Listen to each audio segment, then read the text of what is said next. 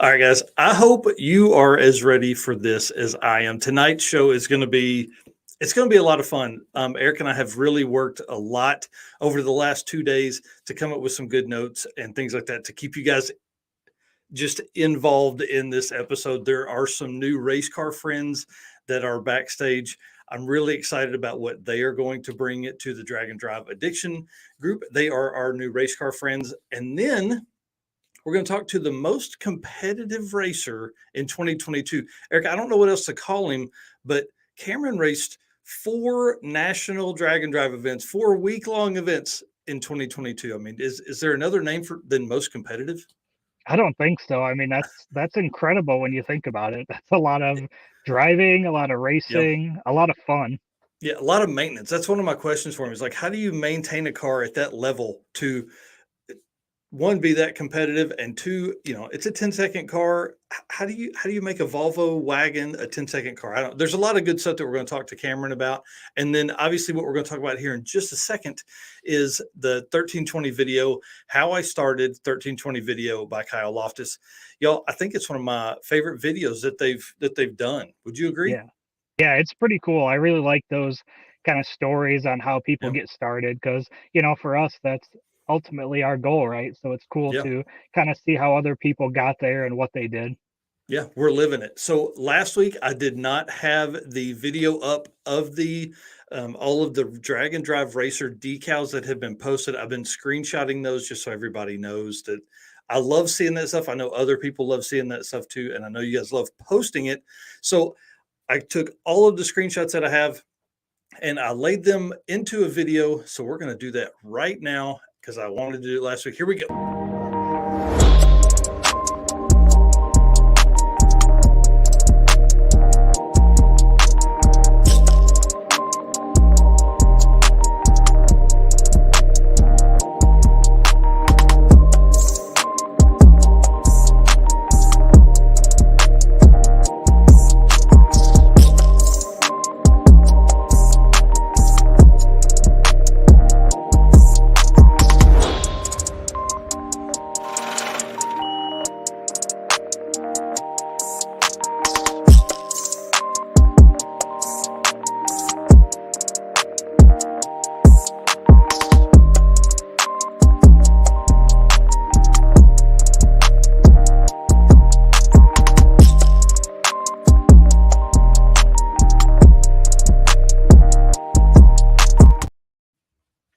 And dude, there are more that are out there that I haven't even posted yet that I got. I love this stuff. But guys, just so you do know, yes, we are creating and taking pre-orders right now for the I Survived the Drag and Drive 2022 decal. Those are planned to print February 1st. That's the first time we could get into the printer. Again, they are 1.75 inches by 4 inches. So they're a little smaller than what the racer decal is that went out for anyone that made the list. Here's what I'll say that I'm most excited about these as we lead into the 2023 season. One, yes, we'll have a 2023 event decal, or I Survived the Drag and Drive 2023 decal that'll come out. But I'm ready to see these out in the wild. I'm ready to see some on cars that are going to be at Sick Week. So if you're in the comments tonight, if you're watching this later, please comment below. Let us know what you're bringing, because I'm telling you, I'm going to fangirl a little bit, I think, if I see some of these decals out in the world. Now, I don't know if people will have their I Survived a Drag and Drive 2022 decal on their car by Sick Week, but possibly. So I'm going to also bring a few of those to Sick Week as well with me, so I'll have them.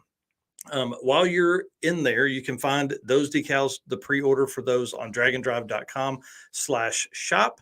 And while you're in there, make sure, you got hats and hoodies and all that kind of stuff, license plates, everything like that for your drag and drive affinity that you want to do for the drag and drive addiction. I read that Scotty asking, You got you where's the got me. shirt? Yep. That's what happens. Hey, sometimes you got to rep your own brand. If you guys don't know, Eric, why don't you tell them who you are and kind of what you do as well? I'm Eric White. I created 815 LSx Swaps, and just recently also created the new brand, Motor Sports Paparazzi. So that's going to be my media brand. where I do all my event coverage. So drag week, PRI, stick week, anything like that. And then I'll keep 815 LSx swaps just to all my LS content, my builds, Dan's build, and any new builds that we do. Yeah, dude. You're a busy guy. You're kind of like me. You're very, very busy. So let's jump into it. We got 25 days until sick week comes. Is there something you'd like to tell everybody? Well, if you didn't catch that with the media brand, I did say sick week.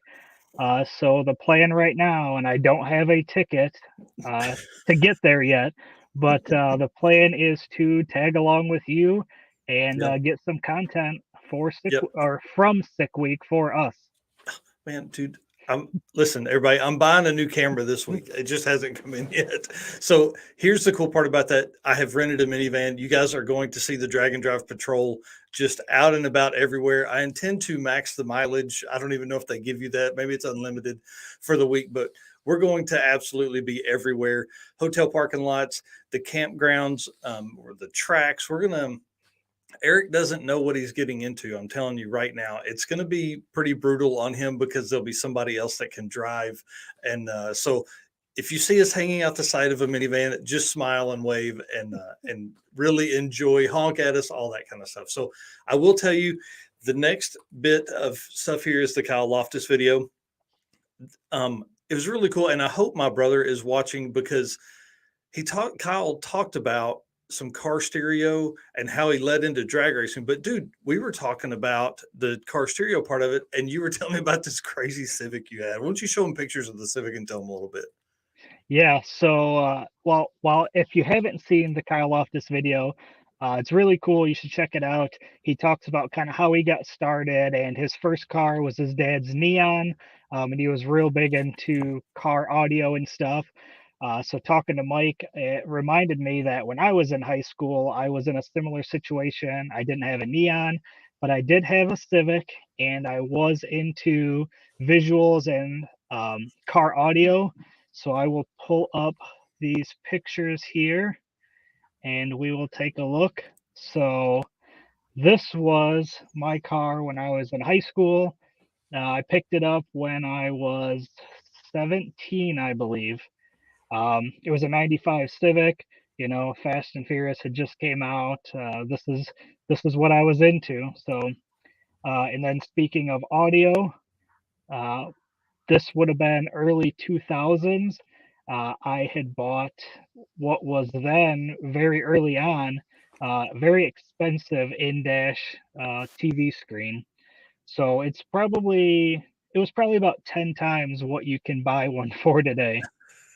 And then in the trunk, two Kicker L7s, two 1300-watt amps, a 1 farad capacitor, and an extra screen in the back. So really, What was the screen in the trunk floor for car shows?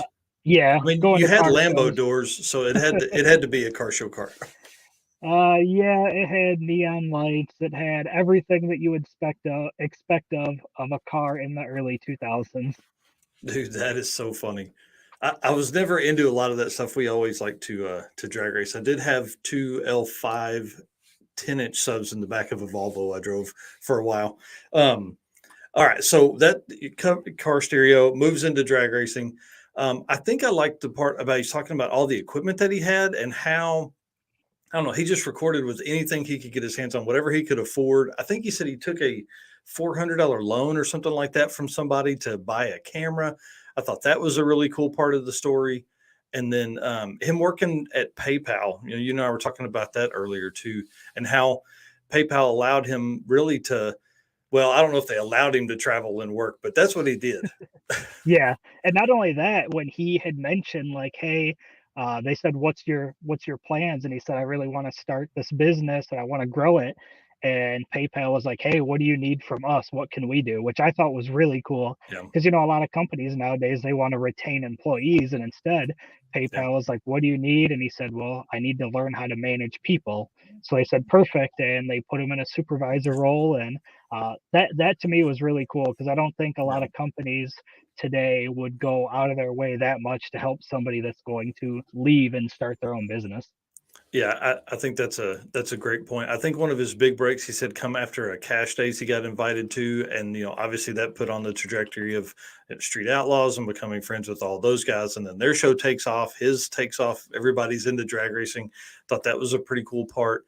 And then I think one of my favorite stories though is as he's adding people to the team, like he's not really 1099 in these folks. He's like paying them cash. Hey, come to this event with me. He's taking the time to then, hey, now they're an employee. So it's just a matter of growing. And I really feel like that's the next phase of what we're doing here is trying to grow and add people and be more places than one, or do more at one event than you can. And so I think that's Right. what some of the race car friend stuff allows us to do. And I'm excited about that for sure. Right. It kind of reminded me of the fact that you said you were going to be at autocross during sixth summer. So Hmm. two events, same time. We're kind of talking about Yeah. trying to cover both of them. And although we're not the same company or same entity here, we're Yeah. definitely helping each other out and helping each other grow. So that's the Yeah. important part. Yep, and I think that's what's going to, and Kyle is such as Ken talks about here in the comments. The coverage from these guys is how a lot of people are finding drag and drive. So social media obviously is a big part of the entire car community, but these guys that put on really nice high production videos really help bring a lot to these events and things like that. Yeah. I think my favorite person on the whole thing was Scott Whitty, though. At the end, he was the very last speaker, and y'all, I'm telling you, I don't know what it was about him, but anytime you've ever seen him at an event, he is so, I don't know, Happy, well, energized. man, I don't. He always looks so serious to me, and maybe it's just because he's so busy. But like in that video, he was having fun. He was getting to tell stories. I mean, he didn't know much about cars when he started. Now you can probably rattle off a ton of stuff.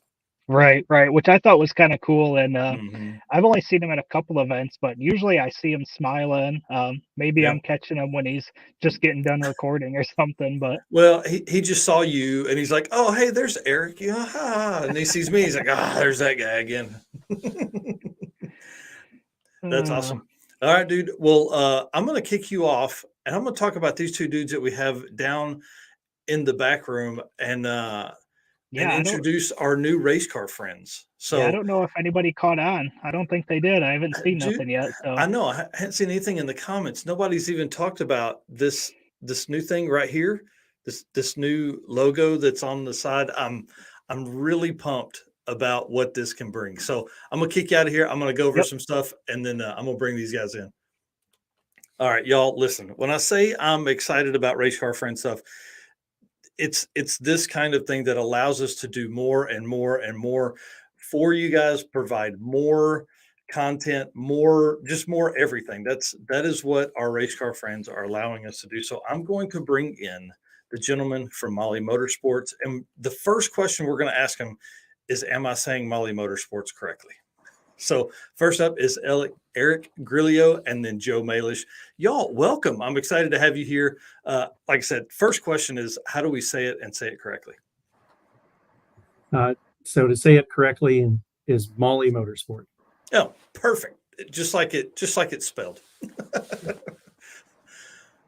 Well, I'll tell you this. I have an idea, and I want to say thank you to you guys. And I want to say thank you to everyone that watches this show every week. So what we're going to do is I'm going to take this Molly Motorsports hat right here on that I was going to have on my head, but I don't want to get it all Michael Narks smelly. Okay.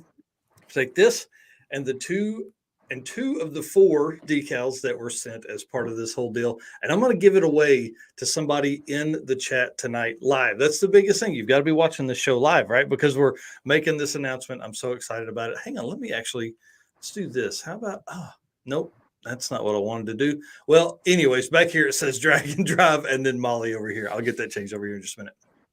So if you are in the chat tonight and you type hashtag race car friends, Eric, if you'll type it out, Eric White, Eric 2, if you'll type it out now and let them let them know how to spell it. If you guys will type that, we're going to have Joe or Eric, one is what we're calling him tonight, pick a number between 1 and however many, and that'll be the number we pick for the winner of the episode of the hat and decals, and I'll send them out on my dime as a way to say thank you to everybody that follows along.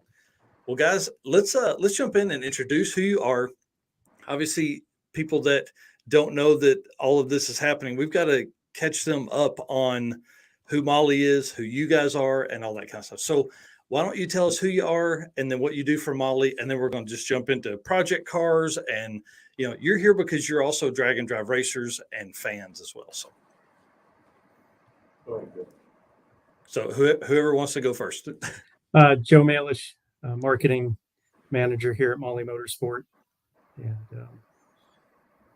what's that mean daily for you? a lot of different things. You could be coming in and shipping out banners and pistons, sending to somebody for a show, and then the next thing you're doing, you're on Photoshop, preparing stuff to put on social media, and then somebody calls up with this question, and then answering sales calls. So I always say that no 2 days are the same, which is actually really nice.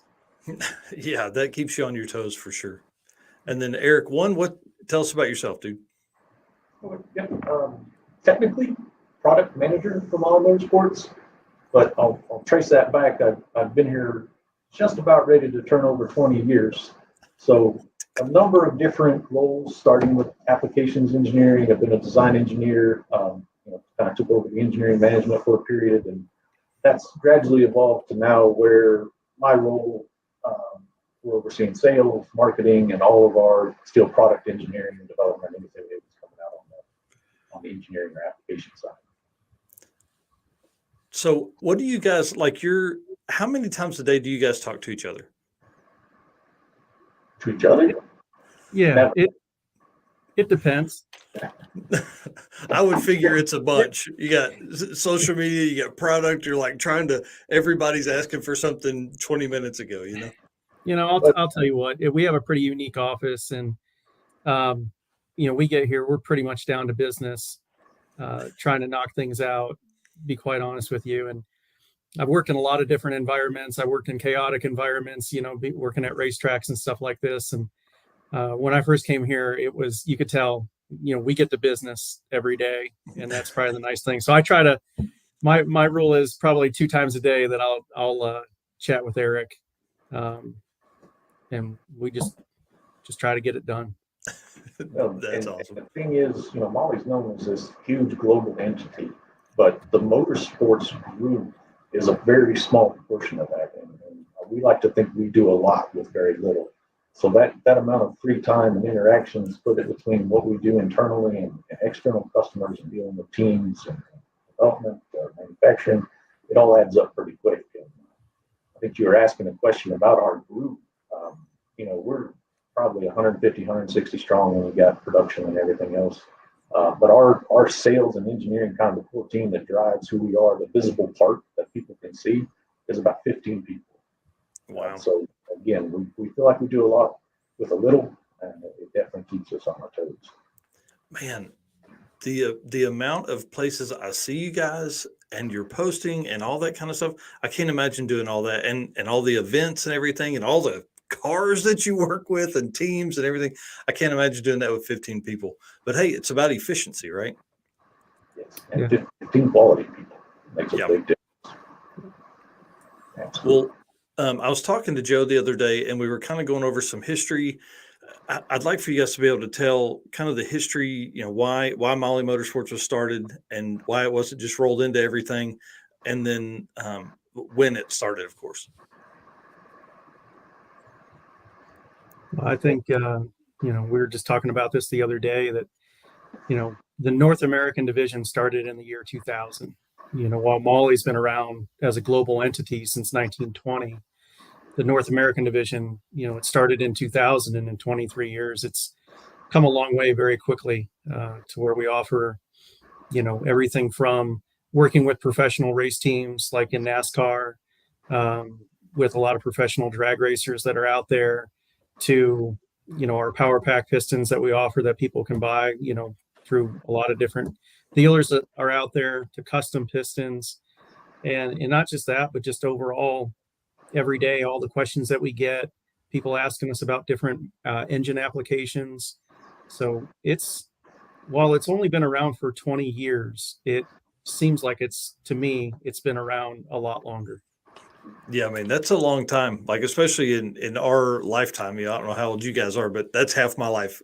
So and I think Eric can add to that. He's, obviously been with the company a lot longer and probably has a little bit more insight overall. I think the cool part of our history is, even though it was happening globally, we have a short time here in the U.S. I mean, we were around when aluminum pistons were a novel idea for an internal combustion engine. Prior to the early 20s, they were trying to make everything out of cast iron. And it's actually struggled to make an aluminum piston work. To see that have progressed over the years and all the piston evolution that's happened, gasoline and diesel, and look at even 10 years ago, look at the piston from then to today, it's still evolving. And that's sort of the interesting part of having worked as a piston engineer for 20 years.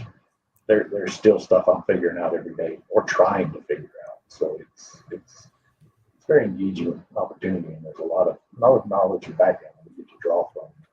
Kind of makes what we do somewhat unique. yeah, and I mean, anytime I would always think the rotational mass of stuff is how you can make more power. If it weighs less, that's better. If you can do that through a piston that's going to last longer, that's even better. Yes. And then, and there's probably a 2-hour technical answer for that. What I just said that you guys know inside and out. I do want to talk about the Molly Motorsports moving from, coming in. Obviously, you guys are in North Carolina. We all know what happens in North Carolina. There's a lot of guys that like to turn left. So how do we, what's the 10,000-foot flyover of circle track to, now you're heavily involved in most of the drag and drive events across the country. What are you guys seeing on your level of stuff, and why do you like the drag and drive culture so much for car wise, anyways, like engine performance? It's a difficult question to answer. Any drag race, the other applications, we have a very strong presence in circle track, without a doubt, but we've always done a little bit of everything. So we've kind of had to step back and say, how do we make that known better? It's not necessarily new or novel to us. It's just getting the word out of, hey, we do this too, so to speak. But as an entity, the drag and drive stuff is unique. Which I feel like I'm going to be preaching to the preacher in this case. Just the atmosphere, the community that it has that supports it. You look at the type of racers that come out to race, and you look at the spectators that follow, the people that want to race. It's a unique crowd, and it's exciting to see what they can do and the potential that's there. I like to think of it, we're trying to engage with the racers and the spectators. And, you think of some of the spectators that come out to these events, particularly, the night races get good crowds. And then you've got the guys that race during the day where you can still get some of those big crowds. And these are guys that are taking off work to come out to see this event in the middle of the week, and taking off work, wink, wink. If that's a potential customer, and I were to rank potential customers, that's the guy I want to talk to that has that kind of passion and enthusiasm for something. So there's opportunity from both competitors, spectators, everybody that follows the event, everybody that wants to do the event. There's a huge amount of potential there that's built on enthusiasts and passion. Yeah, just to add, I think from my experience attending the events and going with Eric when he takes his Nova, is just the adventure of all of it. And the message that I kind of relayed back to Eric and the others that are here is that what it reminded me of a lot is when I would go down to Baja and spend time down there, you were always going around, moving around, going to different places, pre-running, having a lot of fun doing that. And for a lot of people who do drag and drive, it is about the survival of the event. you know, getting the car to the end. You know, yeah, you're making your passes, but it's also about, you know, the hundreds of miles that you put on the road every single day and not having mechanicals, not having issues. And if you do, you know, there's so many people that are there with a helping hand. And that's so unique, in my opinion, in motorsport. I mean, you see it happen often in circle track racing, in off road, you know, just like in anything. But uh, it's just a really great crowd. And the feedback that we've always had is any drag racing event that we attend, the questions from the participants are just so technically strong. Yeah. And we just really enjoy talking with everybody and getting our brand out there. And we sometimes we take, you know, back from those events that, hey, maybe we don't have the right application. Maybe we need to work on something a little bit more to make it better and offer that down the road. So it's, for us, there's so many angles of it that are wins. And for us, to me anyway, it's a no-brainer. Well, and I saw Nivlite 57 in earlier, and those guys were specifically at PRI, which we'll talk about in just a little bit. They were at PRI to find some piston solutions for the Vortec 4200, and it looks like they just, let's see, we just got our Molly Motorsports pistons custom made for the Vortec 4200 in the mail today. So perfect timing with those guys, and they're coming to Sick Week. They're gonna really push on that car. I mean, I think it's got some big plans for that event. So it's exciting to see. I think that's one thing that I like about seeing these vendors and sponsors at these events is it allows you to have that conversation. And I was talking with George Wright at Midwest Drags, you know, for a few days, and just the knowledge of you guys that come out is, I mean, there's definitely not somebody just working the tent, which we've had in the past at other events I've attended. You guys are sending somebody out that knows what they're talking about. So that was really cool to see. I do want to talk about project cars though, because Eric's raced some stuff. I know he's got a couple different things he's raced at events, but Joe, you and I never talked about the cars you have. So let's start with Eric and kind of give us a recap of, you know, the two cars you've taken on Dragon Drives, and then what the plan is for those. Gotcha. Primary, I got a 72 Nova. I guess I have a long history with everything because I've owned that car since I was in high school too. So it's evolved over the years. Naturally aspirated small block right now, stick shift car. So I ran it in some of the index classes. It's not super fast, but fun to drive.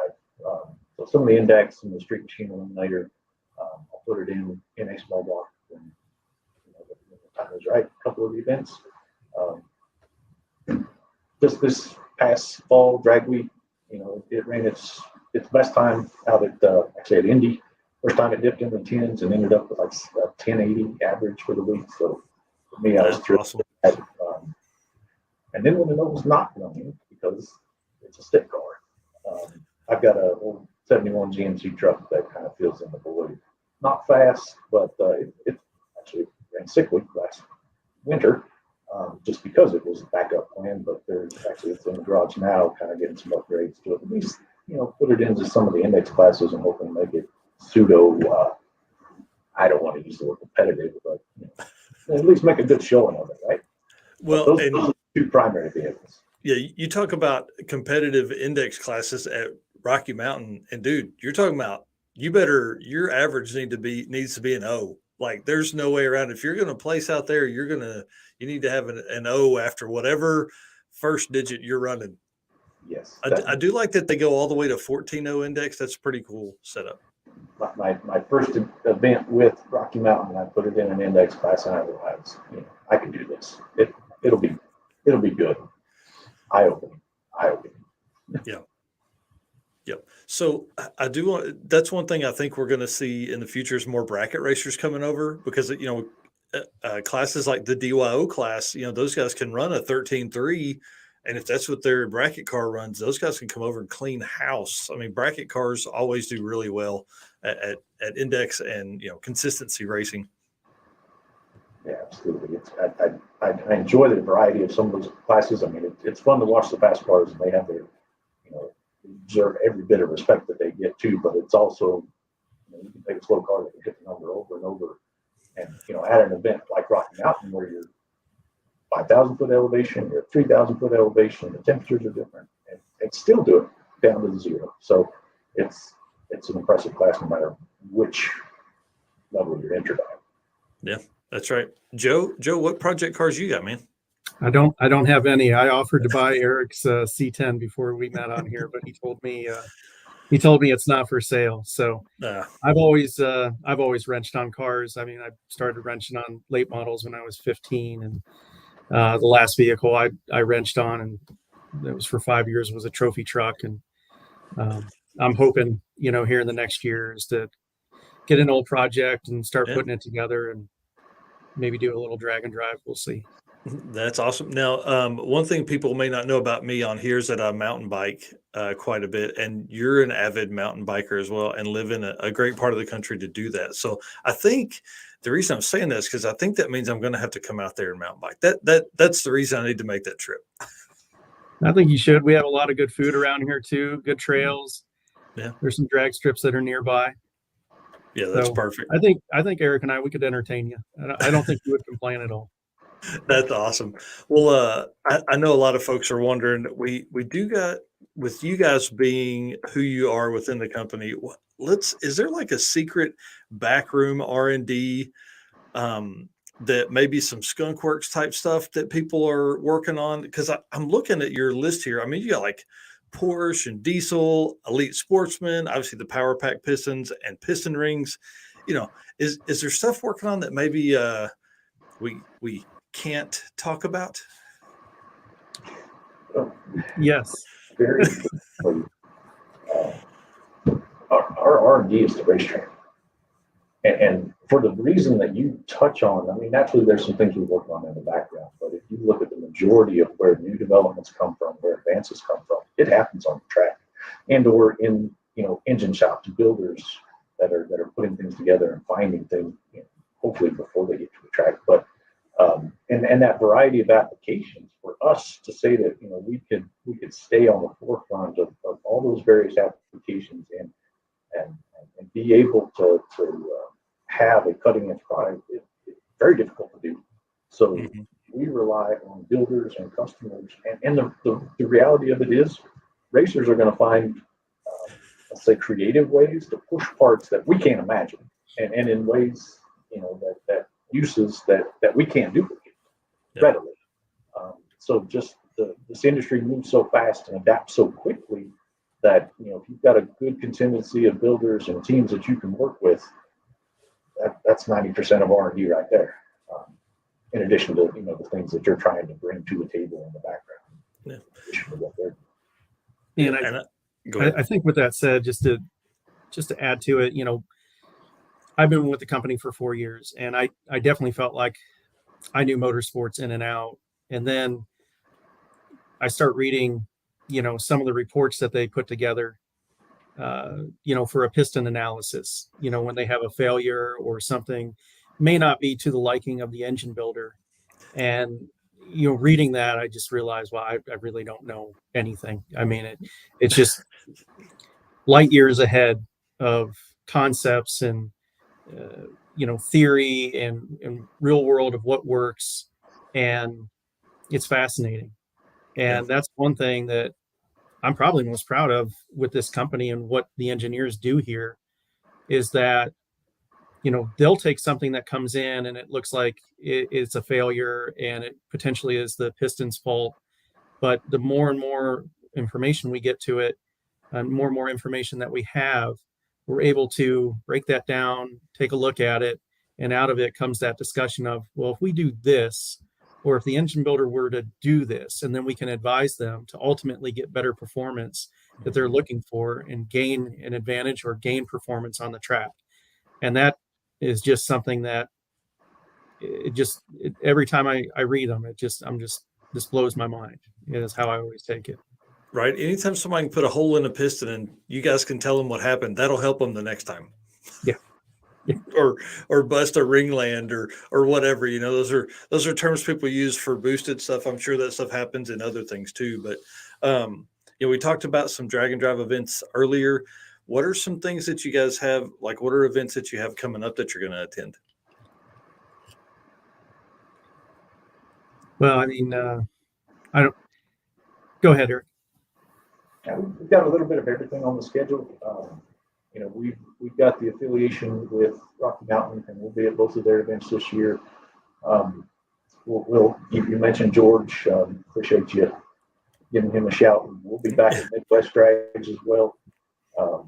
You know, it's kind of exciting that there's a few of the I shouldn't have about Drag Week. Sorry, Drag Week as well. So you know, definitely trying to hit all the big events. But I was going to say it's exciting some of the local regional stuff that we're starting to see creeping up, and that's probably a good excuse for you to make it up here with the street meet just starting down the road about 30 minutes from us. So you know, we're going to branch out and try to hit at least experience and see what's going on with some of the other events. Yeah. Unfortunately, Miles of Mayhem is going to stay a bucket list, but maybe one day we'll extend our reach up there too. Yeah, I'm gonna have to get my passport for that one for sure. I am excited about the 8th Mile stuff that's coming. I think we haven't even really tapped into that at all. There's some, Rowdy Radial out of Rocky Mountain, is now being added, the 235 8th Mile class to Sick Week, which is a huge plus. As we see a lot of those, 4-second street cars, 5-second, 4 and 5-second 8th Mile cars come into Drag and Drive, I think we really have an untapped potential there that nobody's even seen yet. I think we can handle several events a year for just in that 8th Mile grouping because there's so many more tracks. Yeah, it definitely opens up some possibilities, and I can't imagine the logistic nightmare that they go through trying to schedule some of these events. So having options is only going to help. Yeah, that's right.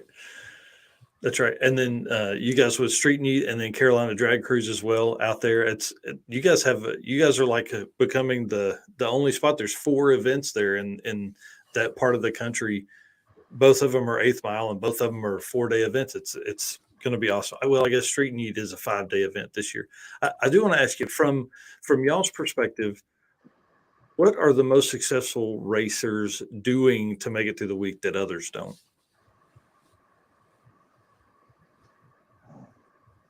I think it boils down to having some consistency, being able to, I think it's hard to nail down the failure modes and predict what's going to happen if you've got a combination that's changing every other week, every other event that you go to.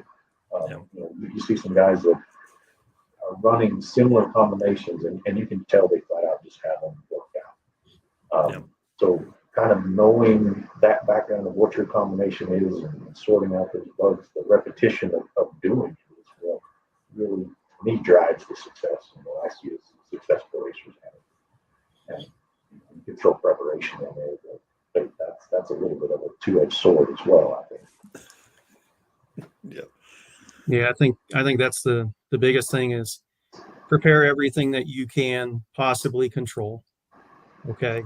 And on the component side, you got to hope that whoever put together that piece of equipment or that part was having a really good day when they did it. Because sometimes those outside things are just out of your control, right? Yeah. And but the main things that you can control, I think that just speaks across any type of motorsports I've ever seen, are the people who really thoroughly spend their time to prepare and really think it through. What they have to do to complete whatever it might be, a race, a week, whatever it is. Yep. And then when you guys think of drag and drive events and what all that Molly offers, what are some things that excite you for the future? Like as far as, more engine combos, like, Coyote setups, LS became the leader of the world, like I was on the website earlier. You guys are offering more and more and more availability of parts. Like, what is something that you look forward to for the future of that? As we see more, more engine platforms, all that kind of stuff come to the market. You've touched on just trying to stay at the forefront of applications, not only as new ones are introduced, but as existing platforms evolve. Yep. We're continually having to try to revamp, existing parts because, again, that whole notion of racers are finding new ways to use them to push them harder. I mean, every company out there's had a small block Chevy in their lineup forever. We just introduced some new revamped small block Chevy parts. Why? Because it continues to evolve and change, and you have to keep up with the times and keep up with different trends and evolution of how engines are being built, how they're being ran. It's been, I hate to even wager at the number of years, but E85 kind of changed a lot of perceptions of I have this part on the shelf and what I think it's going to do. And suddenly you start taking some octane requirements and changing compression ratios. 12-to-1 turbo motors was unheard of 10 years ago. Yeah. But only now we have a 12-to-1 piston. We can't assume that that's a naturally aspirated motor anymore. So there's been this continuous evolution of existing parts and trying to keep up with new applications. And, it's that's I don't want to say that's enough to keep you busy, but it's close. Yeah, the 150 people in the facility that builds all this stuff are like, what are we doing? What are we building this hour? What are we building next hour? Is this a Porsche piston, and this is a Coyote piston, and this is a LS Gen 4 piston? Man, you guys have a ton of fun over there for sure. Yeah, I think, just from some of the feedback that we've had a little bit, and I'm interested to see what people start doing with the Godzilla, and how that rolls out. And, you've seen a few different applications that have been out there that people are starting to use it with. But really, Eric touched on it, small block Chevy. It was a couple years ago, but, just did a redesign on the forging with that. And we were having a discussion about this 2 weeks ago. And Eric made a great point. He said, here's something that's an older technology. This engine's been around for a long time, and we're still, revamping it and trying to improve it. So that way the end user has a lighter, stronger piston to use. And even big block Mopar, there were, stroker applications that we added to that this year. So it's always evolving for improvement. You just don't know where it's going to come from or what it's going to be. And that's the nice part about attending a lot of these events, is that we get a lot of great feedback. Mm-hmm. Yeah, I saw Danny Fatka ask about Oldsmobile parts all ago. I'm sure you guys have a wide variety of that stuff too. There's an application guide on the website, just so everybody understands. You can go there and see what all is offered, and then obviously you guys can call and probably talk to one of these two guys too if you need to. Yeah, I didn't want to get him excited, but I thought I should throw out there that's in that deep back room skunk works. That's where we're working on that one. But in all honesty, there is some new old stuff that we've got on that one. But so anything's possible. That's awesome. What and this is just a question that came to me, but what are some things that like does anything cross over? Like there's a Porsche piston that would work in a small block Chevrolet or something that you've got. I'm just trying to, I can't imagine the amount of stuff that you guys work through on that. Like, oh, hey, this is actually the same bore and the wrist pin is kind of in the same spot. Like that may work. It's becoming harder. There was a little bit more of that, when you had a typical 4-inch small block with flat top, and you could maybe shift the valve pocket a little bit to make it work. Particularly in more modern engines, the head configurations, what you have to do to get valve placement and compression, it's becoming more and more difficult. Not that we don't still get asked those questions and have to kind of do the research and dig and see what options there are, but just with the proliferation of engines, it's becoming a little harder to have success in. Right. Nivlak 57 years says Subaru pistons are very close to fitting a Vortec 4200. Now that's funny. I would figure he would be trying some stuff like that. Let's run. If guys, you have some, or Eric, if there's been some comments that kind of come up like this, I think these are some good things. If you guys want to run through some chat comments, says, what about obscure pulling tractor stuff? Weird giant cylinders. Unfortunately, no. There are some limitations that we put based on either too small of a bore size, or when the bore starts to get too big, the 5-inch stuff. just machine limitations that we don't have to do to be able to handle everything in such a wide range. Specialized in some cases in what we do. Yeah, Danny says he uses a big block Chevy, but requires a bit more crank work. Can appreciate that. Now, just a reminder to everybody that has come in since then, if you comment hashtag Racecar Friends in the comments in the chat, we're going to draw for the Molly Motorsports hat and two. What's this dude's name? What is who's that guy? That's Herbert. Nice. Now, what's the backstory on him? Or Airbird, Mr. Bert, technically is what it is. It's basically, reminiscent of, Molly and they're basically a mascot, if you will. Yeah. Well, it's super fun, and it's going to be on the back of my daily driver, and then obviously that's got to go on the shop fridge. Now, I don't know what the guys that win the hat or the decals, what they're going to do with them, but yeah, mine's on the back of the car and the shop fridge for sure. And then now I'm wearing this super nice Molly hoodie that I'm probably one of my new favorites. Where can people go and buy this stuff? Like, is there a spot on the website to buy this? Unfortunately, our website doesn't work that way where you can go on there and point and click, but you can call us at 888-255-1942, and we'll get you fitted and ship it right out to you via UPS or FedEx and assist you with that. That's awesome. Okay. Well, cool. You got a whole sales department, I'm sure, answering the phone and all that kind of stuff. Sure. Yeah. So better answer is come see us at an event and we'll right on site. Excellent point. That's exactly right. And we talked about events a little bit earlier. You guys are going to be everywhere this year. So, you sent George out to Midwest Drags. Is where I saw him. We'll see. Is there who's working sick week and who's working now? Eric, you raced in Rocky Mountain. Are you racing again, or is it like a combo? You carry the tent in the back of the race car or truck and set up and race and all that stuff. A variety. We've done it both ways, and it may depend on whether it's the truck or the car out there. The car's not as conducive to. Sometimes it's lucky to pull its own weight, but with the truck you've got the luxury of having the added space.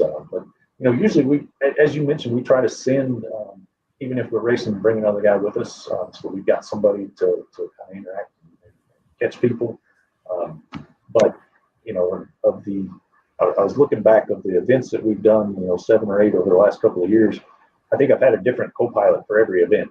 We kind of switch around, let some engineers, sales guys, everything from guys answering the phone all the way up to our general manager have been on one of the events just to get exposure to what we do, which is good for us as well. Yeah.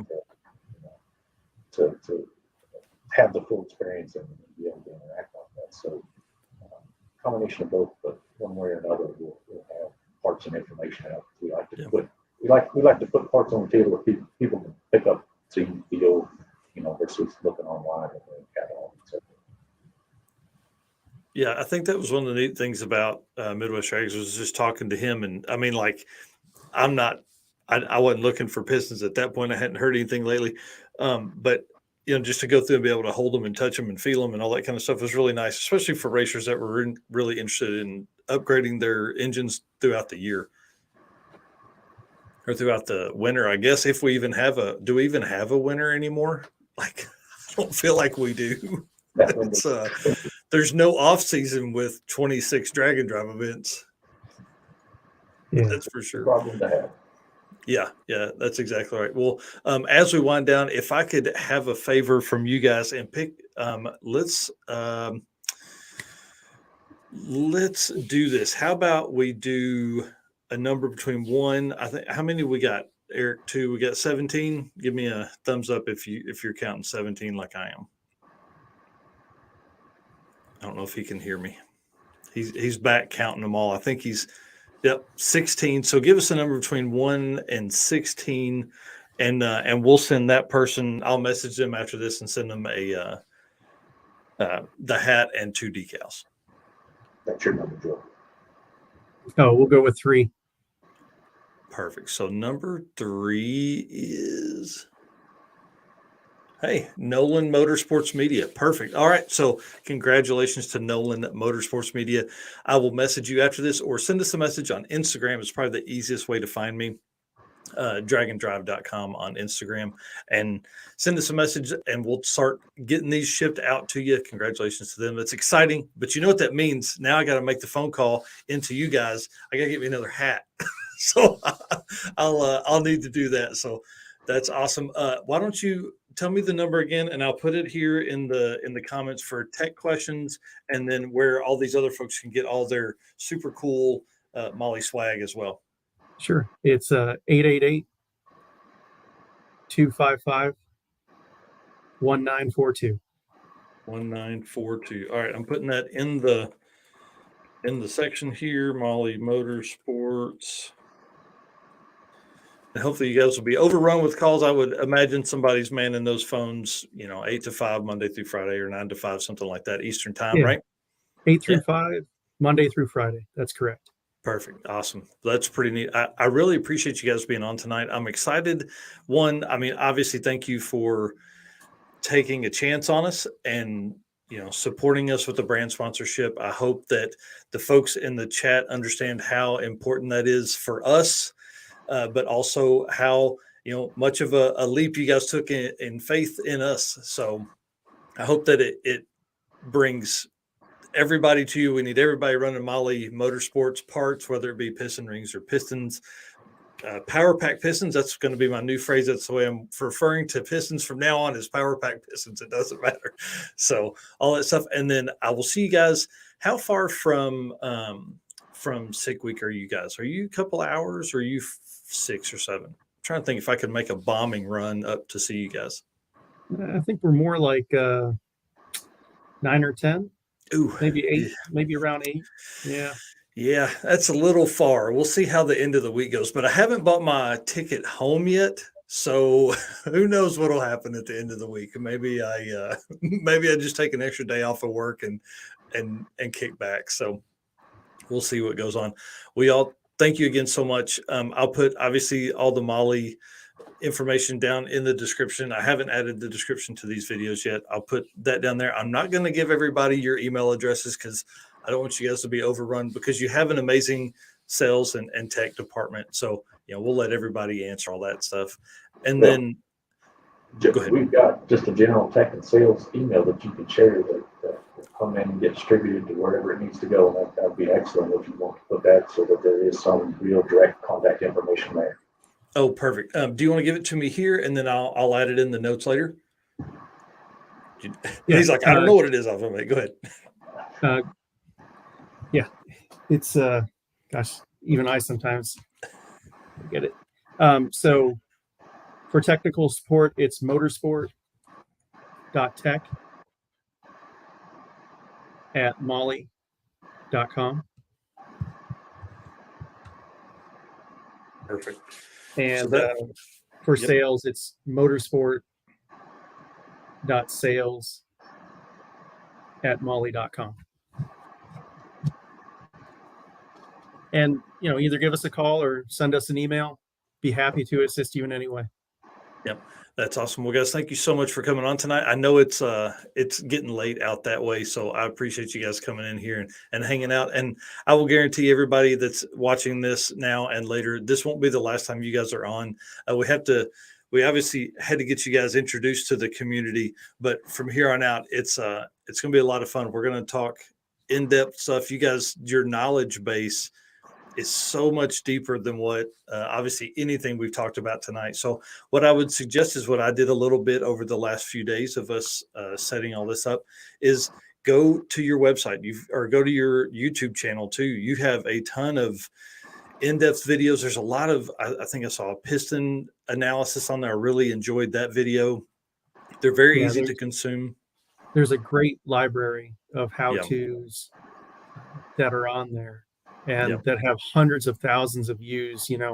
People, as they go on YouTube, just typing in there about different things, they get great traction. They are full of knowledge, and our engineers do a great job in describing specifically how to do everything correctly. Yeah. Yeah, I'll agree with that. It was really, I mean, you guys are just expanding my knowledge all the time. So there's going to be a lot of stuff that we'll talk about in the future with other racers that, maybe we'll have you guys on for technical knowledge and things like that. And of course, we're going to see you guys at some events this year. So I'm excited about that. Maybe I can catch some co-pilot seat time with Eric at one of the events or something like that. Ride a leg with him between checkpoints or something. Happy to have you. Perfect. Well, thanks a bunch, guys. I'm gonna send you guys on to your regular night. You're more than welcome to hang out backstage. We're gonna talk to Camron Thorpe, who is the most competitive racer of 2022, and then I don't know, probably gonna go grab a beer from the shop fridge, and we'll sit here and chit chat in the comments and things like that. So, thank you very much again, guys. I really do appreciate it. Thank you. Dude, that was so much fun. Hang on, I'm bringing Eric on right now. How cool was that, man? Like, listen, I think what's funny is they probably had to dumb down their technical stuff for me so much that they're like, "Oh my gosh, man, this guy." But No, it's that was really fun. awesome. Oh, dude, I love those guys. It's really fun to see, like, to know what those guys know and how much they can. I don't know. They could have gone for hours on talking about, and you think about in the whole scheme of all of car stuff, pistons is just one part that it takes. It's just Right. that little part. So, but that's all those guys do is focus on that and how they build that and all that kind of stuff. So, Camron has been backstage for a little while. I would like to. Here's my water. I was going to say I'd have to run out to the fridge real quick. The only thing about the podcast room is that it just is so dry in here. I'm going to get me a humidifier. So I want to say thanks to everybody that made comments. Hashtag Racecar Friends is hopefully we're going to be trending on it tomorrow with as many that were in there. I'll get this in the mail tomorrow morning for Nolan if they sent me a message on Instagram about with their address and all that kind of stuff. I appreciate everybody that made comments. I'm excited to have Molly on board. I think it's going to be really fun. It's going to allow us just so much more behind the scenes stuff that maybe we haven't seen before. Not that they would have not given that info beforehand, but now it just opens up so many doors for us. And guys, it allows us to travel more. It allows me to go attend more events. It allows me to do more stuff like I survived a drag and drive decal. It allows for more merch. It allows for everything, but what it allows the most is new equipment, dude. I'm so excited.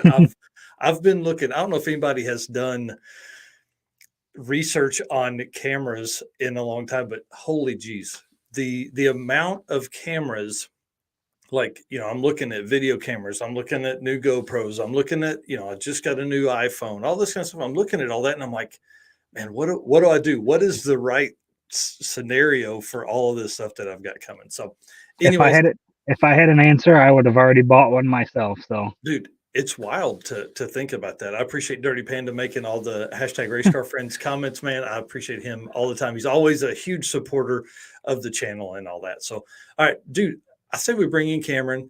This is going to be a fun one. I've known Camron. I'll tell just a quick story. Welcome, sir. Dude, I think I had it wrong the other day. I think we met. No, I had it right. We met for the first time, Race Week 2020. Louder now? Yeah. Yep. Can you hear us? Yeah, I can hear you. Perfect. Okay. You're good audio. We're good on that side. Look at the wall behind him. That's what's the coolest thing. There's a lot of trophies back there, man. I'll tell you this, the Thorpe family is a huge part of the Rocky Mountain family. Now we have Rocky Mountain Race Week and then Race Week, but all that is under the Rocky Mountain umbrella. So you guys have a ton of fun with that. You guys have been to every drag and drive event that Rocky Mountain has put on, which is pretty cool. And then you have I think you said in Jesse, the 3G video interview that came out today or yesterday, that you guys have a standing invitation at any Rocky Mountain event. Is that right? Me, my dad, Carlos Astor, Eric Wilson, and Vince Rue. We've been to every single one. My mom missed this last one, unfortunately. But yeah, we have a standing invitation. We can contact them shortly before and be able to get in. So it was I guess, super veteran status. So it's really Yeah. cool because it's been tough to go all these years, and it's tough to keep going, and you never know till the last second sometimes. Yeah. So. Yep. And going back through your dad in the G8, you took it the first year. Now we're going to get into some of this in a little bit, but if you guys watched the Drag and Drive news over the weekend, I kind of covered some of this stuff, and you corrected me. Now, did you raced your dad's G8 in 2019? Is that right? Yeah, that's correct. Okay. So I was planning on having the car done, but that was some pipe dreams, I guess. So took another year, but yeah. You cut the floor out of it, man. Yeah. Training tunnel in the back floor, so it's just minor stuff, you know. Yeah, just minor stuff. Now, if you guys don't know, you race a maroon Volvo wagon, and I'm gonna search through and get some pictures of it here in just a second. I'll actually pull it up now. So let's actually talk about 2022 is absolutely insane for you, right? So you competed in 4, and when I say national drag and drive events, I want people to understand, like, dude, that's a bunch. That's a lot. Yeah, 'cause you're talking 4 or 5. You got travel time and everything because they're so far spread out now, which is cool because you get to go to new places, but it's a lot of travel time in between. Yep. All right, hang on. I've got the picture pulled up here. Sorry, everybody, hang tight with me. Let's do this here. How's that? So this is a picture I created the other day for the video on the Drag and Drive News. But we definitely will talk about the setup in the car, because I mean, anytime you say 10-second Volvo wagon, I think people are like, okay, whatever. But dude, the car is, I feel like, dead nuts reliable. You drive it to some of these events, you drive it on the event. I mean, you know, there wasn't a whole lot of trailering it everywhere. Now, am I right in that your 6-week average is your fastest so far, right? At 10.511? Yeah, average wise, I would have had a faster average at 6 week or drag week if I would have turned in my fastest slips, but it was trying to hit the DYO class or trying to be a 10th high so I could actually run the number the last day of drag week for Street Machine Eliminator. So, because my fastest pass ever was at drag week actually, and it was a 10:37 at 130. So, and that was full interior hitch, everything. Didn't take any weight out of it. The air was just that good that day. So that's awesome. Nivlak 57 says that thing is cool. Now, I did see the car. I mean, dude, I'll tell you, I fangirled a little bit in 2020 when I saw it on the event, because I found you a Sloppy Mechanics. I don't know if we have any Sloppy Mechanics people that are watching tonight, but listen, saw the car there first, and then obviously started following you on Instagram shortly after that, because that's probably where you post the most, right? Yeah, that's pretty much where everything's at the moment. So yep.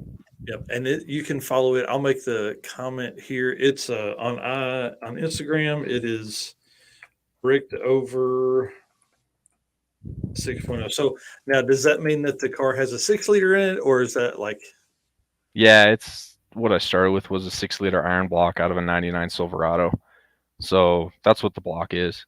So gotcha. Well, you want to go into some of the detail of what the combo is? Maybe kind of tell us a little bit. I know it's got an LSA on it, but that's really about all I knew internally of it. Yeah.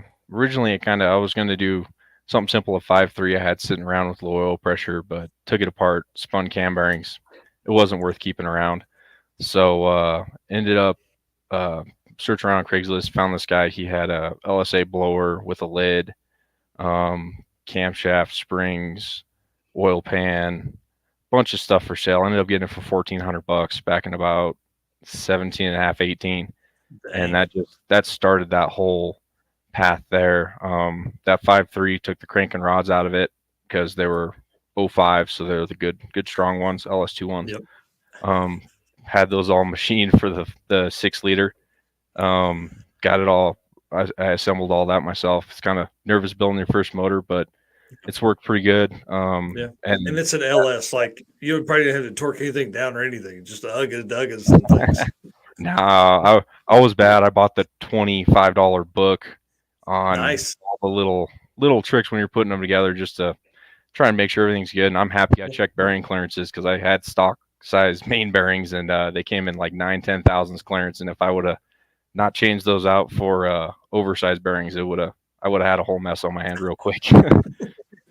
So, but then that blower and stuff came with 821 Silverado heads too, rec ports. So I was able to get all those cleaned up, inking all exhaust valves, intake valves, just all stock GM stuff, just pulling from the stock bin. So lots of OEM parts. They put a lot of R&D in it for a reason. So might as well use it.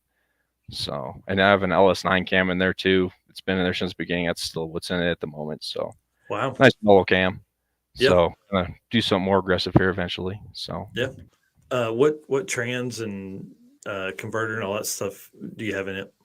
So started fabrication. I had a 4L60 that was built. Decided that was a bad idea. Sloppy mechanics. You see all the memes. Just know it's not going to work out. But ended up with a 4L80 ultimate converter. It stalls about 3,800. Want something nice for the street, and it's nice with any of the boost stuff. Is it'll drive nice down low, but once you get into boost, it really will push into the converter and make power, but still drive nice down low. Yep. And then from there, so I did mini tubs on it, 3¼ inch mini tubs in the back, and worked with my chassis guy here in Brighton. Someone who grew up with my dad. Willie Webb's his name. Mm-hmm. He's done a lot of some of the streetcar stuff in the 90s actually. But his main setups usually makes as a ladder bar car. So he orders a center section with axle tubes from Mosier, and then completely custom chromoly ladder bars on my car to fit underneath the floor, not tear up the back seats. Yep. Keep it all underneath there. AFCO double adjustable shocks. Started out with a spool, had that in there for about 600 miles. And I think if you're bushed or something in your rear suspension or leaf spring, you can get away with it. But with a solid Heim joint ladder bar, it was a little brutal. You go back up in a parking lot, or you're out there in the rain and the supercharger hits when you're turning a corner in the rain at a traffic light, and you're just like, I don't really enjoy this. So ended up changing to a wave track. It's been good to me so far. Been beating on it last year and the year before. So it's got 20,000 miles on it. It's been good to me. So the setup, it's always kind of playing with it, but all the years of doing Rocky Mountain Race Week from 2015 as a co-pilot on, really it was always looking at what people were doing, looking at what worked. Mm-hmm. And just sometimes it's just keeping it simple and trying not to overdo it. So yeah, and I think you're talking about having a LS9 cam, and I mean that's a great cam for what you're doing now. Obviously, you go something completely way rowdier, you pick up more power, you go faster, all that fun stuff. But at the end of the day, like, yeah, dude, I mean, it's that cam. Again, R&D for millions of dollars of R&D, and that cam performs well enough to, put you 1030s. That's amazing. Yep, and it's 550 lift. I've just got packed 1218 X valve springs in there, beehives, nothing crazy. Yeah. The only thing about that is no matter what cam, or especially GM, we thought we could trust it. Put the cam in there and degree it, and it was 8 degrees retarded. So I had to use all 8 degrees on my Chloe's timing set just to get the cam to 121 degrees where it was supposed to be. So checking stuff pays off. Sometimes if you just put it together, you don't know what's wrong, and it's tough for backtrack and try and figure it out. So what are you using for wiring? Or are you on a stock ECU, or do you have a Terminator? So back when I built the car, thank God at least the Dominators were cheaper. It was before Terminators came out. I bought the ECU probably 18. And I got the whole harness from Holly, laid it out. I think about 3 weeks before Rocky Mountain Race Week, that first time, I had the whole harness just from the firewall out, just completely opened up the loom and was rerunning stuff, because those LSAs, everything, the manifold air temps in a different spot. I wanted all the cable stuff gone because I was doing drive-by-wire. So I was sitting there stripping the harness out, and my buddy's sitting there looking at me. He's like, "What are you doing?" I'm like, "I'm fixing it." It's like, I just got to fix it.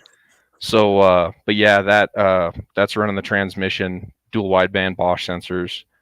I've got E85 sensor in line in the back. I've got the little 3.5-inch touchscreen that I bought the whole combo. It came with it. And I just have that right next to my gauges on the right side. I can see 12 different things on there, or 9 different things. That's all I basically need. So I got that, and then I got the Holly driving the factory tach and speedometer and odometer and trip and all that, so I can keep track of it. Thankfully, Dakota Digital came in there, and actually, it's funny because Holly doesn't support anything but V8 output on their ECU, so Dakota Digital has a box convert to 4 cylinders. Otherwise, I was at 2,000 RPM, and the Volvo gauge was reading 4,000 because it's a 4-cylinder tach. So it's just all the fun of trying to get all the pieces to work together. So. And that's a 740 wagon. Yeah, it's a 740. It's a 92, which is the last year for a 740. They basically just turned into 940s at that point. Mostly, the only difference is they chose different kinds of plastics for the interiors. Mine actually has the 940 760 front end with the bigger headlights, non-bucket style. Okay. So yeah, it's a 960 in hiding, but it's a 740. Yeah, I don't know if Mike had even thought about it, but back in April, I went down and I seen Dudes with Wrenches here in the comments, and we went down and we built a 6.0 4L80 Volvo 960 wagon down in Arkansas. Mm-hmm. So and that when one you talk about when you talk about the 4L80E, we had a struggle getting that thing to fit. And that's what I wasn't sure, because the 960s actually came with an inline 6 instead of a 4-cylinder. I didn't know if there was more firewall room or not. I know I had to notch my firewall just to get it to fit in the unibody frame underneath there a little bit. That electrical plug on the side of a 4L80, whichever engineer decided to make it point out the side, why they did it just sucks. It's okay in a truck, but anything else, it's not a good deal. We just planned on massaging the tunnel, but it ended up being pull the whole interior, cut the trans tunnel, hammer it back, stitch weld it back together, seam seal it, and then that plug on the side, and then we had to get some special fittings for the lines because there wasn't enough room for them to do a 90 out of it. So it's it's definitely a tight fit. Oh yeah, and the little trick I found with that actually is trying to remember which company it is, but they make you can buy a pre-made 6AN line, so it has a 90-degree straight off of the fitting, and then you buy it in like a 12-inch section or a 24-inch section and run it and connect it further up, and it helps with the turn a little bit, but it's just not easy. Yeah. Yeah, that's a great tip. That's maybe a part number we need. Yeah, and that's one thing. I have all that on my Instagram, and that's one of those I've been kind of fighting. It's so tough. I mean, even I use it for reference all the time because I forget what I did 2 years ago, 3 years ago. Right? How did I take this apart? The scrolling just never ends, and you got to wait for it to load and then scroll some more. I've got the backlog, and I'm working. I'm gonna put it all on YouTube, I think, and get into videos where I can actually even get to my own stuff. Yeah. So hopefully help some other people out. Right. So, running 1030s, is that kind of the goal of the car? Are you going to continue to push? Are you looking for like a 9-second pass? What's the plan? So when I built the car, took that Virgin chassis, 25,000 mile car, and brought it to Willie out there, and it has a full 850 cert cage in it, window net. Most people don't know it because you can't see it, but it's in there. So the goal is for Sick Week this year to run 9s. So I just hooked up with some people. Disorganized Grind helped me out, our local race guys here that we race with. And I got a Kong 2650 blower. So going from the 1.9 to the 2650. So I've already had it on here and ran some different pulley combos, and I've made 15 pounds of boost here when I've made 16 down low, and we have no air here in Denver. So it's going to make it. It's just keeping everything together. So well, I do want to tell everybody that is watching, I will be following you, which mean like throughout the week. So we'll have daily videos that will catch up and interview with you and stuff like that. I think your story is one of the coolest ones. One, because of so many events that you've competed in, but then two, I mean, everybody loves the car. I think everywhere you go, it's probably a fan favorite. The tire just looks so cool tucked underneath it like it is. And, I think once maybe more people see this, and then Jesse at 3G video as well, I think you're going to, have more and more fans following you around. But I think it's always cool because that car is something that, may not be attainable for everyone, but I mean, a 10-second car is fast. And that car, I mean, how many miles did you put racing that car last year? So last year in total, I mean, I'm either driving it to Bandimere, driving it to I drove it to the beginning of race week, drove to the beginning of Rocky Mountain race week, drove it to drag week. And that was part of the drive going out to Topeka to race ET finals out there. That kind of split the drive in half, but it was around 11,750 miles driving it. And pretty much all those miles were towing a little 1,100-pound trailer behind it. So yeah. So the only time it got trailered was down to sick week, because that was about 4,000 miles, and we left here and it was like -5. Yeah. So we just loaded it up, and that's one of those. That was a long trip for some good air, to not know if everything was going to be okay for the drive back, and didn't really know if I was feeling adventurous just to swap like a junkyard 5.3 and to get it back home, Yeah. So, but all that's had its toll. The unibody is kind of fun. We had the chassis or the unibody start cracking. So we ended up just putting in subframe connectors, tying it all together. So should be good to go from now. So it's a new chassis for us to work with, and just trying to learn it. Yeah, and that's a great video that's on your Instagram. Is like you really go into detail of like how the bar is built. The subframe connectors are all, I guess, connected. I don't know what the term there, but they are how they're cut in and shaped and stuff. It's really, your Instagram is really very interesting for people that enjoy the build, a full build layout. We see a lot of that stuff as our luck, it's 4 years later and you've documented all of it. So that's been a huge plus to go back through and look. And like you said earlier, it's a lot of times reference for you as well. Yeah. Yep, it's been handy. Right. And to do almost 12,000 miles in a year in a race car, what is the maintenance schedule like for you? What are you looking for as you're, one, ending an event, and then two, kind of gearing up for the next one? Definitely. I mean, the biggest thing that's always happened is oil changes. We go and do a drag and drive 1,000 miles, and we usually running Pennzoil Platinum or Pennzoil Ultra. That stuff is just in and out of there after a drag and drive 1,000 miles, but it was a hard 1,000 to 2,000 miles. My biggest problem that I've kind of fought with all the miles sometimes is with the 9-inch axle seals, or at the end there, I didn't catch the axle seal early enough. And a lot of guys, after talking to more people, maybe every 10,000 miles, just depending on how harsh the drag and drive application is, you might just do wheel bearings on those 9 inches just to know. It's not so bad when you're in a quieter car, but the side pipes are a little loud in mine, and it's hard to hear some stuff going sometimes when you're cruising with headphones or earplugs in and stuff jamming on the stereo. Right. So mufflers, I've fought, had mufflers crack out this year, had to replace those. Wow.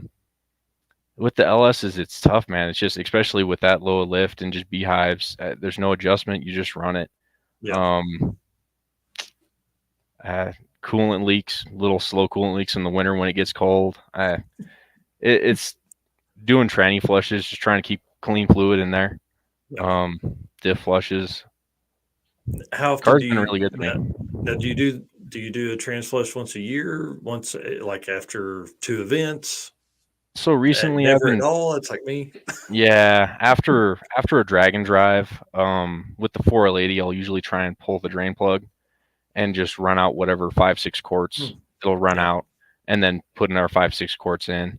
I'll never fully drain it and everything like that, but it's just trying to keep some fresh in there. And when you take it, you can smell it on the dipstick and kind of know if anything's going going awry or not, but that's the same trans that's been in the car since I built it. Same converter. I've never had them out of the car.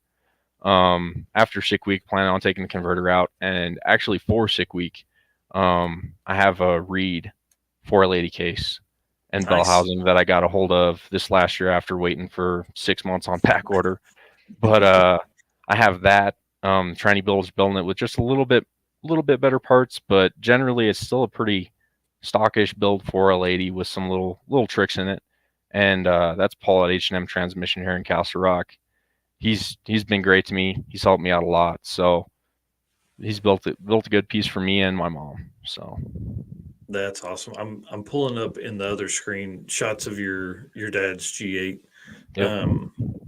And then, you know, not only do you race, he races, and your mom races. Yeah, there's the car. Yeah. Yep.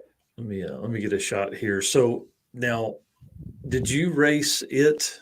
You said you raced it the first year, right? Now, did you guys double team that? Like, was he racing and you're racing? That's pretty cool. We were both running the 13.0 class. Wow. So I'd make a pass, he'd make a pass, I'd make a pass, he'd make a pass. Make 4 or 6 passes a day at least, in the car 8 passes. So wow, that's awesome. So you guys are always very, very competitive in any of the index stuff that you race in. Yeah, and it's been a lot of years of trial and error with that. I mean, we learned a lot with Rocky Mountain Race Week, especially in the early days. I mean, when it was 50 cars, 70 cars, 100 cars at the event, you could make 15 laps if you wanted to, and it wasn't a problem. Yeah. So, and it's really cool. My favorite part is traveling other places, but it's really tough because you don't know.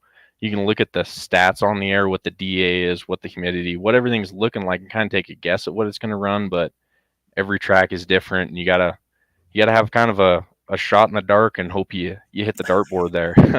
Hope you get close. And that's what's cool, I think, about the index racing side of stuff is like you guys are chasing an 00 number. So, you know, everybody looks at your car, runs 10.5s at sick week. You get some really good air. You really turn it up. You're like, hey, we're going to go all out this week. But then Rocky Mountain, you're like, hey, I'm going for this 11.0. I think you've placed what, second or third a few times in that class. Am I right? The 2020 was first and third, and then 22 was second and fourth, and then I think it was fifth and 23 and third. So that's awesome. Wow. But and it's just, I mean, like a fifth, you have one bad day, I turn in a 11-14, and it's tough. You just fight as much as you can, but you could turn in 00s every day and you ain't going to get there. I mean, that's what I want these people to understand. And Eric was talking from Molly was talking about that earlier. It's like how hard index racing is now. I like the DYO style of stuff to where you could run, you know, if you dial in a 1030 all week, or you dial in a 1030 and that's your goal, that's fine. But you know, if you're running to like an 11.00 number, man, we've seen guys make tons of passes, you know, like I said, 6-8 passes a day is nothing, you know, you're like literally hot lapping the car and then get in it and drive 200-300 miles, you know. So yeah, and that's been the nice part about the supercharger is being able to change pulley combos. So and that's how I made the big jump from running 12-0s with the car when I first came out with it. Those are basically stock Cadillac pulley combo, and then I just went up from there, took a shot at it in Tulsa when we showed up there for race week, and just came out and luckily ran in 11.0 something. So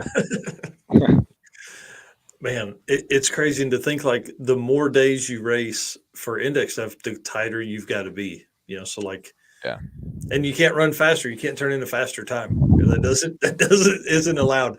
And so speaking of that, that's actually how we're running it this year for our, you know, top 25 classes. So it's more of an 8-second guy isn't going to get lucky and make the 10-second list. Like it's going to be 10-second racers that make the 10-second list. So yeah, because you always get like a small block NA guy that ran 10s and 11s, but he ended up with an 11.004 average for the weekend. You're like, how'd that happen? Yeah, man, that's exactly what happens. I think that's exactly what happened a couple times in 22. So that won't happen for 23. I do want to talk about Scott Malpass's here comment. Which race is Chad Reynolds drag and drive? I do not have it on the calendar yet. I haven't seen an official date for it. I have heard some date ranges, but I will have more of that later as we talk to him and find out what's going on and things like that. I'm excited about him hosting an event as well. So I have heard it's in Texas, but I haven't heard, everybody hears everything I hear right now is September, October. That's everything I hear from everybody that talks about drag and drive events is, oh, we're putting one on in September and October. So just wanted to answer that real quick. You can guarantee there'll be some Bucky stops on that one. Oh, for sure.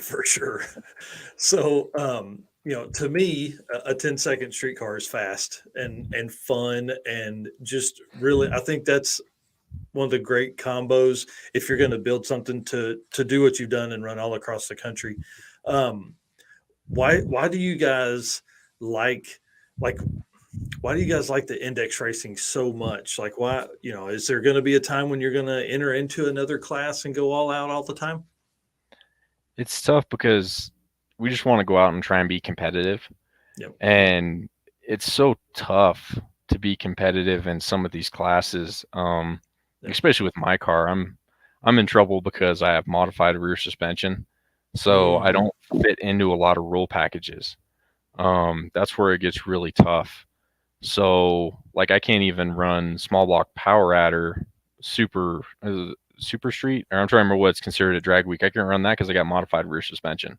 Wow. So if you don't build the car exactly to their rules, it gets really tough. And that's where the index, the DYO, even the bullseye challenge is really cool because it lets you go out there and be competitive.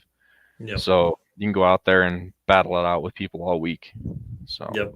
I was really hoping the bullseye challenge wouldn't be a class in its own. I was really hoping it would be like a daily challenge, which where they hand out all those folks would be in a class, and then the challenge would be, hey, because then anybody can get in. You know what I mean? If they, I don't know how you sign up for that every day, but hey, we want to sign up to be in this drawing every day, whatever, because it'd be a lot of luck for a lot of people, I think, if it was just open to everyone. But yeah, whatever, I don't care. As long as more people are out racing a drag and drive event, I don't care what they enter. They can just enter for road week and sneak in. I don't care.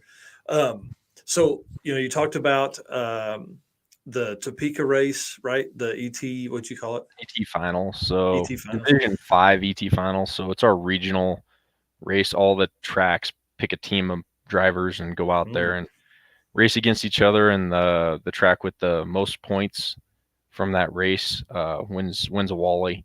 And then all the races there for Wallies, and the winners for your Super Pro, high school, motorcycle, they all get a paid they get paid to go to, now it's Vegas, it used to be Pomona, and race against all the other winners from Division 1, Division 2, Division 3. So it's the highest point for sportsman racing on that level. So yep. What other races did you compete in 22? Did you have time to do anything else? So most weekends I was still at Bandamere, a local track, running Friday ET, Saturday ET, usually Pro ET, Run Tough, Street ET, two classes a day usually. And then we got Club Clash, which is really cool.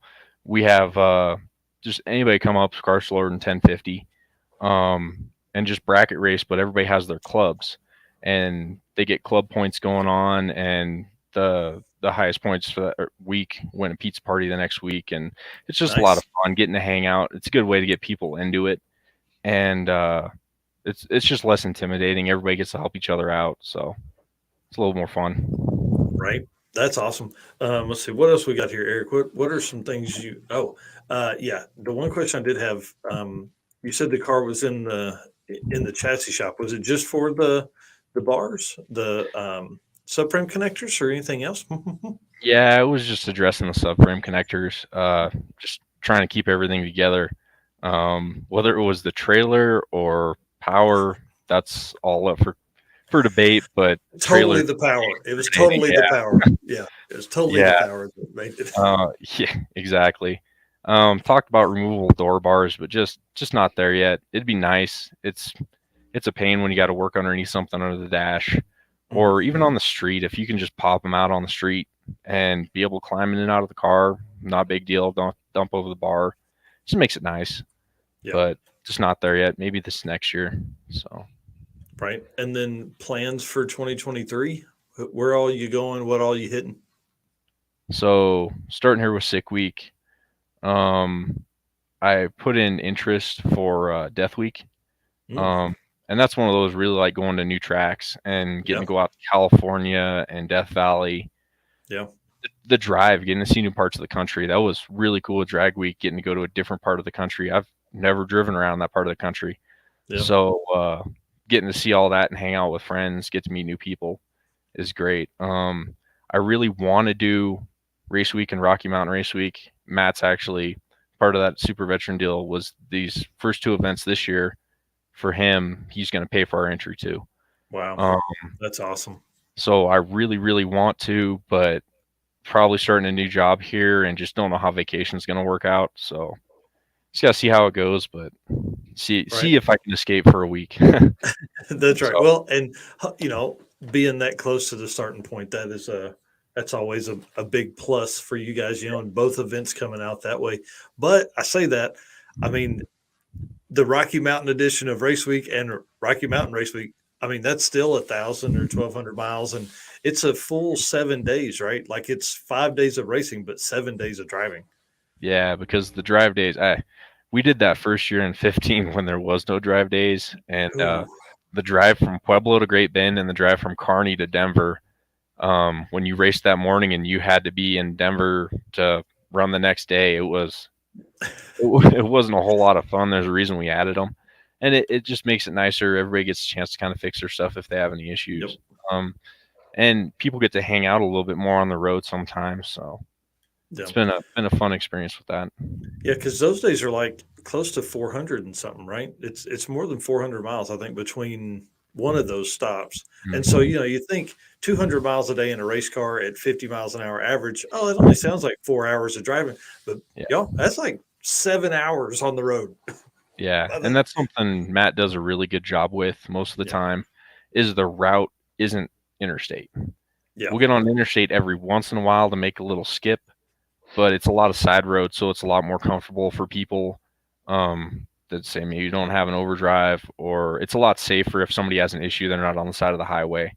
Yeah. They're on a secondary road, and you get to see a lot more of the country. So you get to drive through all these little towns that people used to drive through all the time. Yeah. And everybody's just on the interstate now. So you get to see all kinds of stuff you've never seen before. So. Yeah. Well, one thing Eric and I talk about all the time is like, you're literally just on vacation. It's how fast can I get to, for us, we go to the beach. How fast can I get to the beach? So it's interstate the entire way.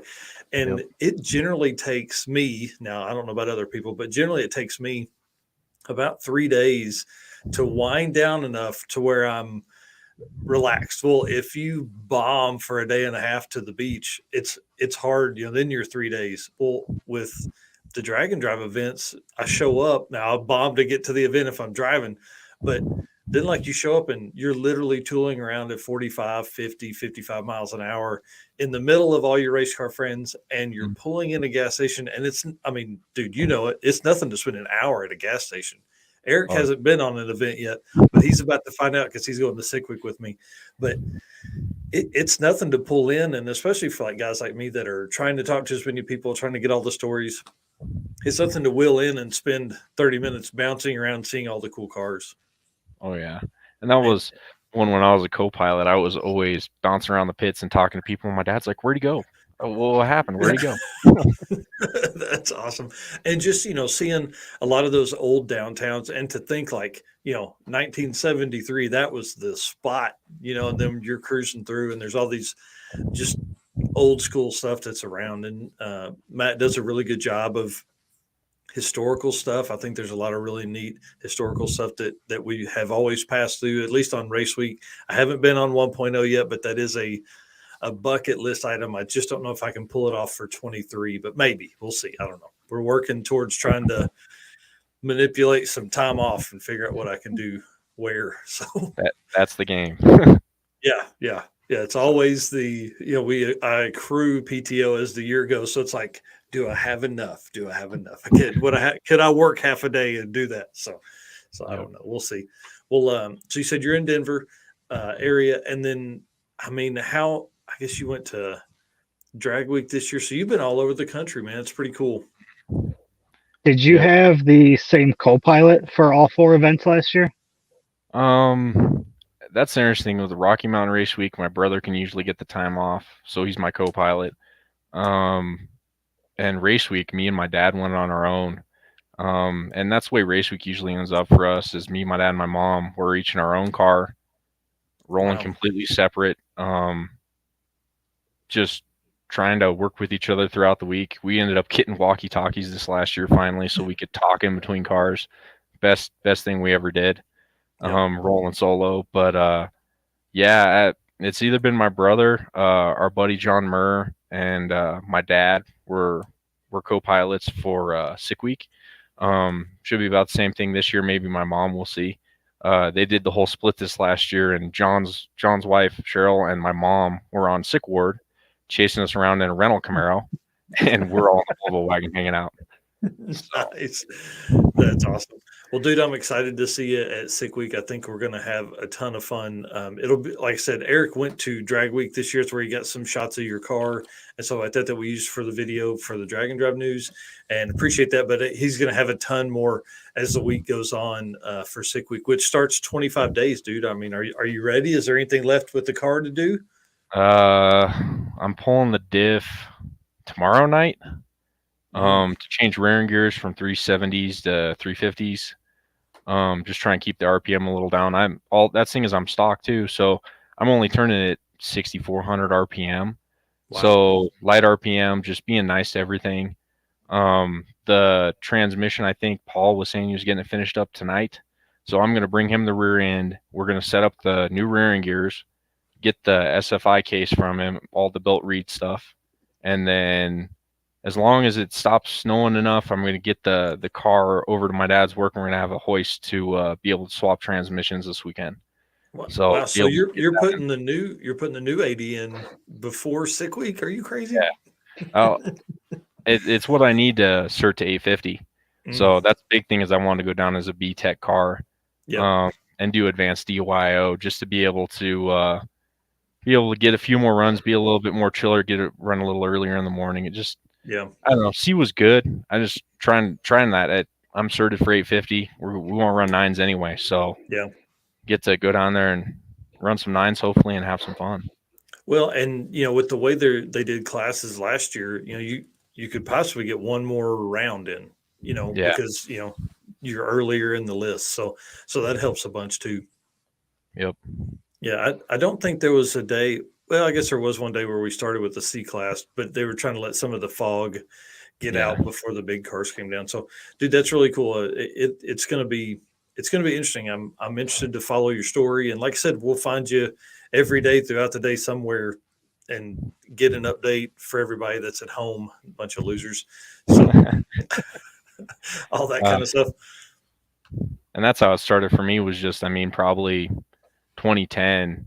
Just started watching Drag Week, and it was something always wanted to do. And then Matt threw up his, and it was like, I guess we're doing it. It's local. We don't have an excuse.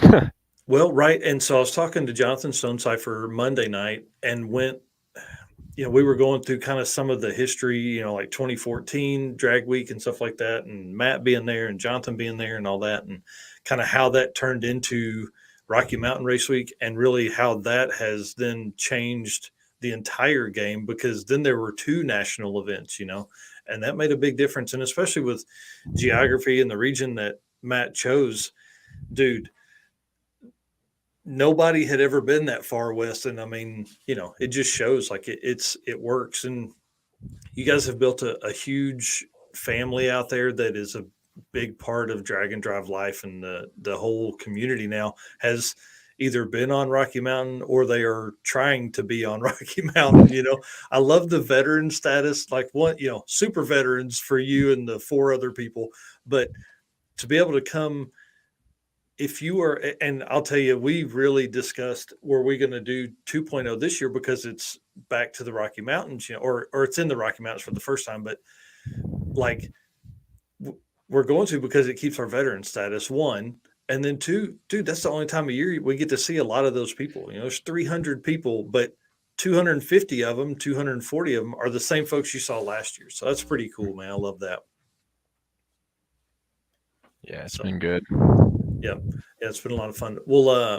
So we'll see you in 25 days. Again, if people are just jumping in, yeah, I'm nervous. If I'm nervous for you, I'm not nervous for me. My flight, I'm flying down, so it'll be fine. My flight home could be expensive. I don't know. Maybe I'll just keep the rental van and drive it home. I don't know. So, but I do want to, everybody that is jumping in, you can follow the build of the car on Bricked Over 6.0 on Instagram. Again, that's probably that's the best place to find you, and all the updates and stuff like that. So, well, dude, we're going to kick you off here. I do want to say thanks for coming on and spending, 50 minutes with us here. Do you think you could talk to us that long? That's the cool thing about drag and drive stuff, is you're all in the same boat. You're all sinking together, and you're just trying to survive. You're all sinking together. That's exactly right. And I don't think you're meaning SYNC together. Yeah. All right, dude. Well, thanks a bunch. Yeah, and big thanks to everybody that helps cover it. You guys it's been amazing to see the support for it come out over the years. So yeah, absolutely. I think that, that's what I was telling the Molly guys. That's what probably the biggest benefit has been social media for these style of events, is that it just allows so much more growth and things like that. So, all right, dude. Thank you so much again. I appreciate it. I'm putting you backstage, man. All right. Good night. Later. See ya. Dude, what a fun night this has been. It's been pretty wild. We're going to actually be done a little bit early. I may have a beer here in a minute. I don't know. I should have grabbed some earlier from the fridge and put them in a little cooler. I think that's what I'm going to get next, is a cooler for in here, so I can drink some beer and stuff like that. So yeah, why don't you have one yet? Yeah, right. So here we got somebody asking what I miss on 235s. That's the new class. I'm telling you, 235 8th mile class is going to be insane come 2023. It's going to be a lot of fun. Sick Week is added, Rowdy Radial. I got a message the other day about Nostalgia Nights adding a 235, their 8th mile for everything for that. But I've got a message Nostalgia Nights about doing 235. Should they do it? I said, heck yeah, why not? Why wouldn't you? Because I'm telling you, it's going to be a big deal moving forward. I think we're going to really see some 4 and 5 second 8th mile cars come swinging. Well, dude, did you see Devin Vanderhoof's video the other day? I don't think so. Like a 470 8th mile on some 235 tires. Like, bro, Oh, it's wow. over. if people, he's coming to Sick Week. So it's going to be a lot of fun to see those cars, one, get beat up all week, but then, the 235 stuff. Think about how much these guys are used to racing on what's a 275? 13 inches wide, 12 inches wide of tread, something like that, right? Mm-hmm. They're used to racing on that, and something that's, 28 and a half inches tall. Now they're going to, a 26 by 8.5 and turning power way down and all that kind of stuff. So it'll be a lot of fun. I think we're going to end up seeing some down track wheelies as people bring in all their power and stuff. While we have a minute, let's talk about kind of our plan for Sick Week, because I don't think people are ready for what we're bringing. It's going to be a lot. Dude, it's going to be a lot of fun. I hope that this rental van is white. I just hope that we are going to end up in this thing and it's going to look like the Goober Mobile, and we're going to have some fun. Like I said earlier, I'm bringing some decals with me, so we'll have some of that. I will also have some merch with me, a limited quantity of hats and shirts and decals and stuff like that. So I'll have some of that stuff with me. But again, guys, we've got to ship all that stuff down there, all the costs that are associated with that. So if you're planning to purchase something in person, definitely holler at me ahead of time. I'll make sure I get it labeled up for you and stuff like that. So you need to go ahead. I was going to say, so yeah, just let me know. I was going to say, what you need to do is get a hold of somebody that can make a big drag and drive magnet that we can plop on the side of the van for the week. Yeah. Yeah. Drag and Drive Pursuit, I think, is what I'm going to put on the side. I've been in contact with, so my day job is with a print vendor. And so we've talked about it.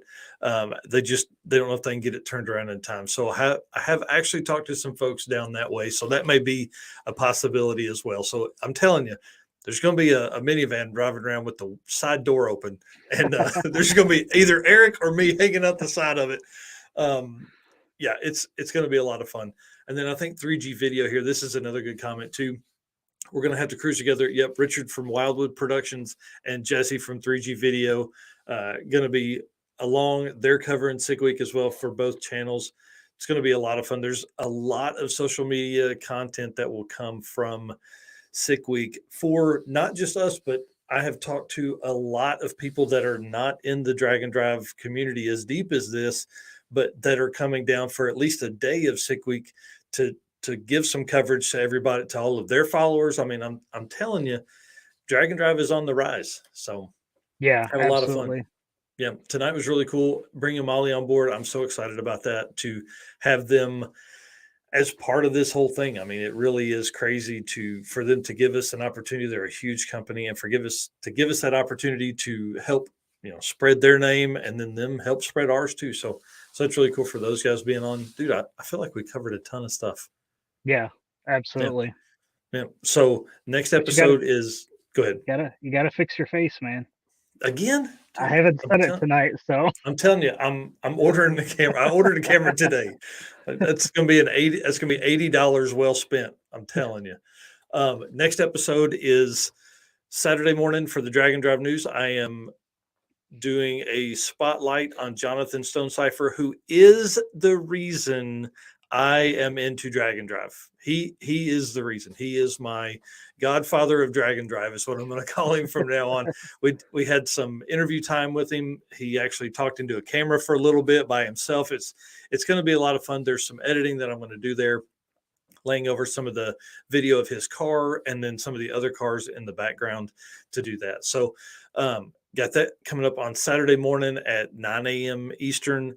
And then we're back here next week. Now we have a few guests that are giving us confirmation if they can come on and what time frame they would come on for next week. But if you would like to be on this show, definitely send us a message. If you have some fun stories that you would like to tell, let us know. You can find me on Instagram. I'm probably the easiest way to get a hold of it. I do a lot of the scheduling for that kind of stuff.